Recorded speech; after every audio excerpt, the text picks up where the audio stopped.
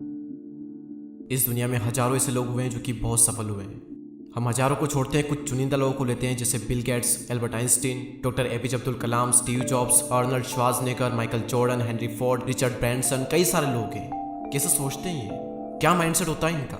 और क्यों ये इतने हाईली सक्सेसफुल हैं? और क्या चाहिए होता है इनके इतना सक्सेसफुल बनने के लिए? 5 पॉइंट्स में हम बात करेंगे। Number 1, clear vision. आपके पास दुनिया की सबसे बेस्ट शिप हो सकती है, दुनिया का सबसे बेस्ट प्लेन आपके पास में हो सकता है, लेकिन अगर पायलट को नहीं पता है कि उसे जाना कहाँ है तो वो इधर उधर भटकता रहेगा।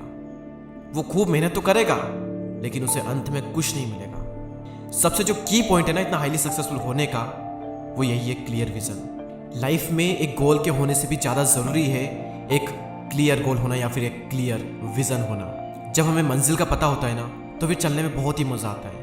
आपका लक्ष्य आपको एकदम क्लियर दिखना चाहिए, तभी आपको क्लियर सक्सेस भी मिलेगी।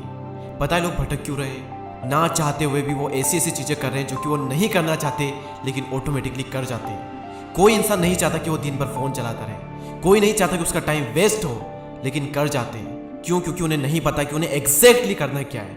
अगर उन्हें पता चल जाए कि उन्हें क्या करना है तो वो चीज़ें करने लग जाएंगे जो कि उन्हें करना चाहिए, वरना वो वही चीज़ें करते रह जाएंगे जो उन्हें नहीं करना चाहिए। Number 2, think big. बड़ा सोचो।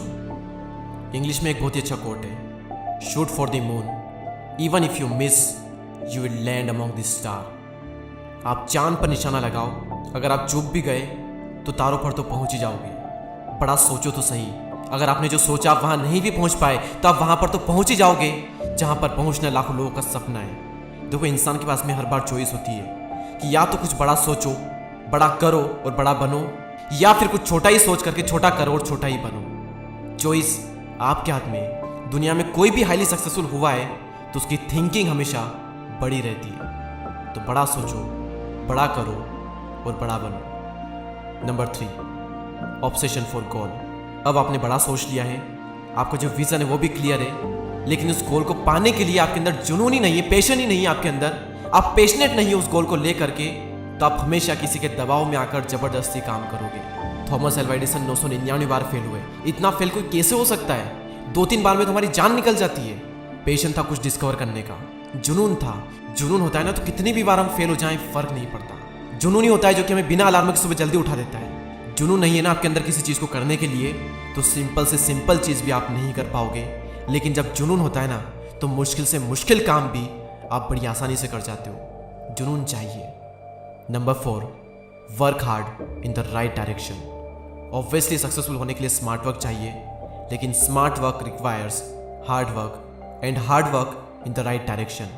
मेहनत गधा भी करता है, शेर भी करता है, बल्कि गधा ज़्यादा मेहनत करता है और शेर कम मेहनत करता है। मेहनत एक रिक्शा चलाने वाला भी करता है, मुकेश अंबानी भी करता है। मेहनत ज़रूरी है, लेकिन सिर्फ मेहनत से कुछ नहीं होता। स्मार्ट बनना पड़ेगा। अगर हार्ड वर्क राइट डायरेक्शन में नहीं किया गया तो कुछ काम नहीं आएगा, आप गधे ही रहोगे। शेयर बनने के लिए कुछ प्रिंसिपल आपको फॉलो करने पड़ेंगे।